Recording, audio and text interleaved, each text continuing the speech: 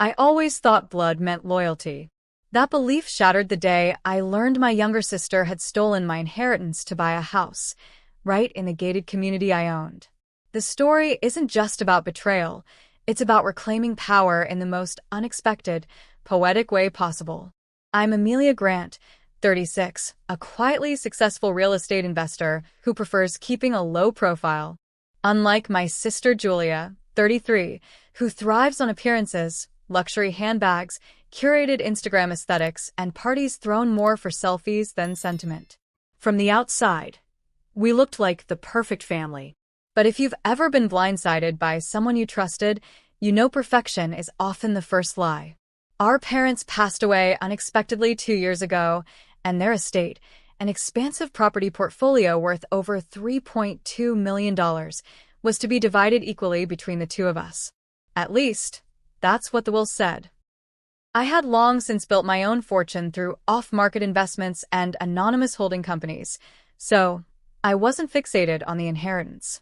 But it was still sentimental, a legacy our parents wanted us to share. Julia, however, had other plans. Just weeks after the funeral, she became distant, evasive, and suddenly rich. When I asked her if she'd met with our parents' estate lawyer, she brushed it off with a breezy, "Oh, yeah, all taken care of." 3 months later, I found out taken care of meant she had forged my signature and redirected the bulk of our inheritance to herself through a quiet legal loophole, a trust one didn't even know existed. The house she bought was a modern, showy thing, glass railings, rooftop garden, wraparound pool. It screamed attention. What she didn't realize, though, was that it sat squarely inside Viridian Hollow, a high-end community whose ownership belonged not to the developers, but to an anonymous company I controlled. You see, while Julia was flaunting her new life, I had spent the last decade building a quiet empire under the radar. Using shell corporations and ironclad NDAs, I bought up entire neighborhoods, old industrial land, and even rebranded developments like Viridian Hollow. I never announced myself. I never needed to. I let people underestimate me. It was easier that way. But the moment I saw the deed of her new property flash across a local real estate transfer email, my stomach turned. Not from jealousy, but rage. She hadn't just stolen money. She'd stolen family. And she did it thinking I was too soft, too passive, too detached to notice. At first, I said nothing. I wanted to see how far she'd take it. And it didn't take long. Julia threw a lavish housewarming party a week after moving in. Of course, I was never invited. But I didn't need an invitation to access the CCTV footage from the community-wide surveillance system. Something residents sign off on, unaware that the security company running it reports directly to me. That night, I watched her swan around in a backless dress, toasting to hard work paying off, while my stolen inheritance funded every canopy and bottle of vintage champagne. Still, I waited. I had bigger plans than public confrontation. My chance came during the quarterly homeowners board meeting. The residents had no idea who owned the land beneath their feet. They thought they were independent buyers. But under the bylaws, the master property owner could call an emergency session at any time. So I did. 2 weeks later, Julia received a gold-embossed letter summoning her to a mandatory homeowners compliance review. She didn't know that AG Holdings, the name printed on every document she'd signed since moving in, was named after me, Amelia Grant. I arrived early to the meeting room in the community center, dressed in understated slacks and a navy blazer, a far cry from Julia's over-curated outfits. One by one, the residents arrived. I watched their curious glances and polite small talk. Julia strutted in last, loud as ever, and when her eyes met mine, she froze. Her lips curled into a sneer. "You here to represent someone? You can sit this one out, sis." She didn't even know yet. As the meeting commenced, the chair of the compliance board, my loyal employee, Charles, introduced the primary investor and silent partner of Viridian Hollow. The room quieted. I stood up. "Good evening. I'm Amelia Grant, full owner of AG Holdings and by extension, Viridian Hollow." Julia's wine glass tilted in her hand. Someone gasped. The room shifted. Her smirk evaporated. But this wasn't revenge. Not yet. I smiled gently and began listing new community initiatives. Mandatory sustainability reviews, enforcement of HOA rules, reevaluation of property tax benefits for recent high-value acquisitions. Julia sat silent. She didn't even know I had built a paper trail on her, from the fake trust transfers to the forged signatures. The walls were closing in, but I wanted her to feel every inch of it first. What she did next, that would set off a chain reaction that even I didn't see coming. The silence that followed my announcement at the homeowners' meeting was thick with disbelief, but beneath Julia's frozen expression, I saw something deeper. Fear. For once, she couldn't charm or manipulate her way out. The woman who had built her entire identity around public approval was now exposed before a crowd of our affluent neighbors. But still, I didn't confront her directly. I let the weight of implication do its slow, deliberate work. Over the next few days, the gossip among the residents grew louder. People speculated about how Julia, a woman with no obvious career, had acquired such a high-end property so suddenly. Whispers traveled faster than truth in neighborhoods like this, and I ensured the rumor mill had just enough to stay hungry. Subtle compliance letters began arriving at Julia's home, citations for unapproved landscaping, architectural modifications, even excessive noise during her frequent parties. Of course, none of this was accidental. Every warning came with a hefty fine, but not enough to break her, just enough to frustrate her. And frustration breeds recklessness, which was exactly what I wanted. Meanwhile, behind the scenes, I worked with my legal team to quietly gather every document, every forged signature, every digital trail that linked Julia to the theft of my inheritance. The trust fund she had manipulated had one glaring flaw: her arrogance. She never thought she needed to cover her tracks because she never believed I'd care enough to investigate. But I did. And what I uncovered wasn't just a betrayal, it was a criminal offense. She had worked with a shady lawyer to falsify probate records, redirecting the funds meant for me into a shell company she controlled. That company had made a single large wire transfer, the exact amount used to purchase her new home in cash. I didn't report her immediately. Not yet. Because Julia, in her desperation to reassert control, was about to hand me everything I needed. Days after the board meeting, she invited a select group of neighbors to an exclusive event, a winter soiree at her house, designed to remind everyone of her place at the top of the social ladder. Of course, I attended. Understated as always, I walked in wearing a simple black dress, while she shimmered in sequins, clinking glasses and dropping names. I watched as she talked about her new investment firm, a lie she invented to explain her sudden wealth.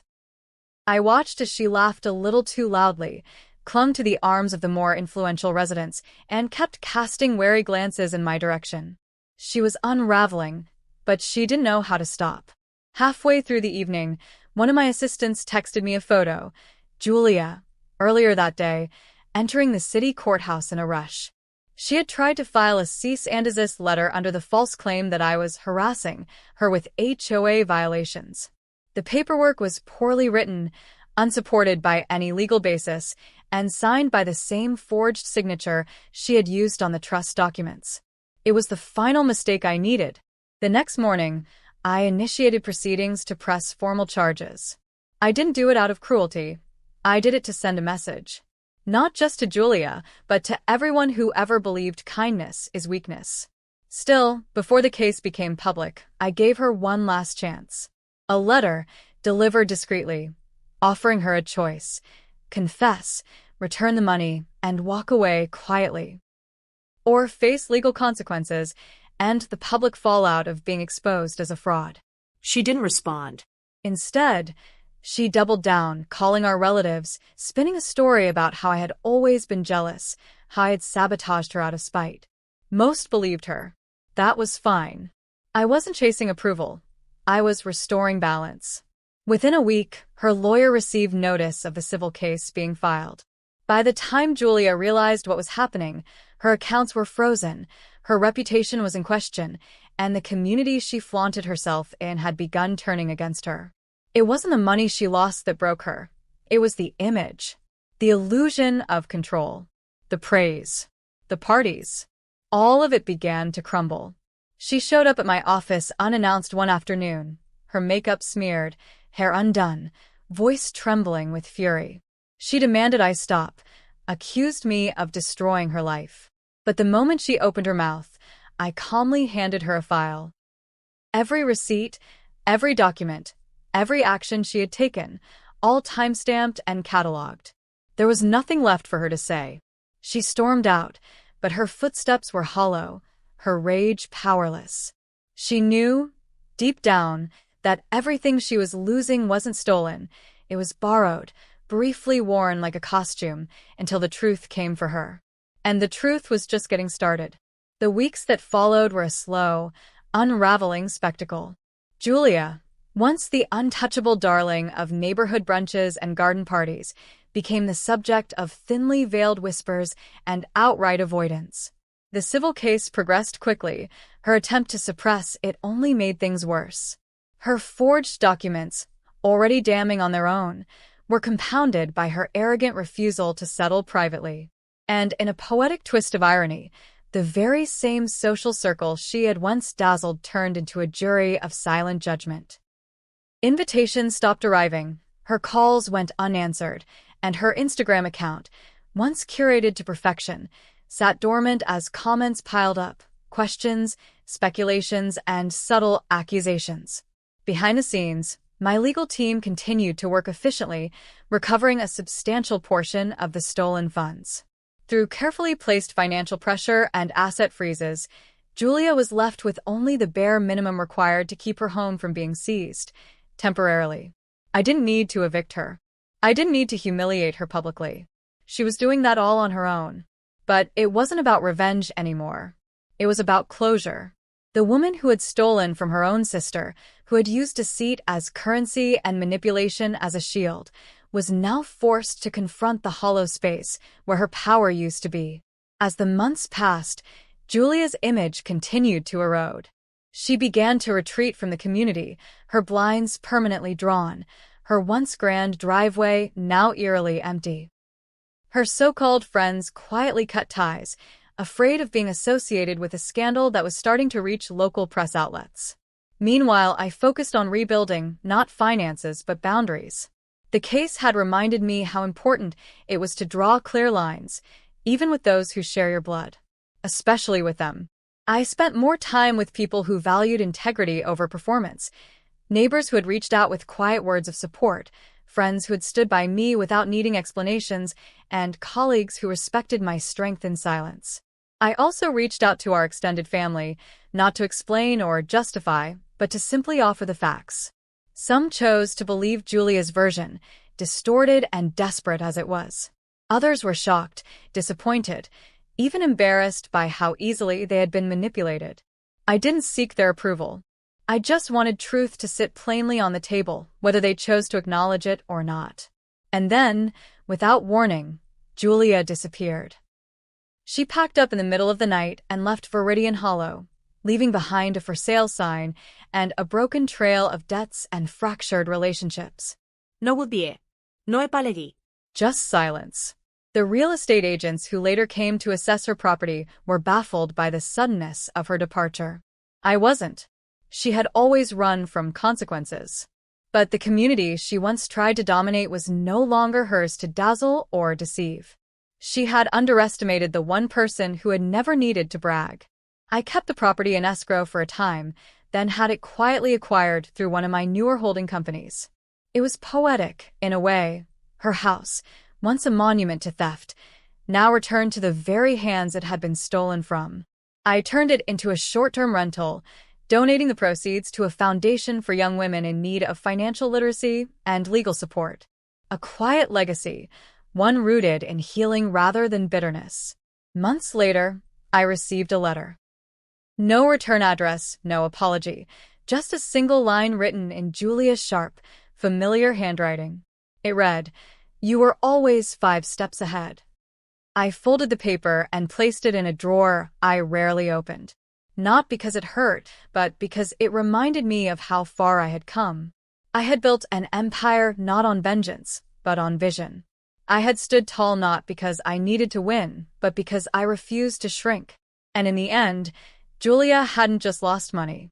She had lost the one thing she could never fake: respect. As I walked through Viridian Hollow one bright spring morning, the air fresh and the trees blooming, I looked around at what I had built. Not just a community, but a legacy. One rooted not in entitlement or ego, but in quiet power and unwavering self-worth. My story wasn't about a sister stealing an inheritance. It was about what happens when someone tries to rob you of your value and fails. Sometimes justice isn't loud. Sometimes it arrives in silence, with grace, and leaves behind something even more powerful than vindication: peace.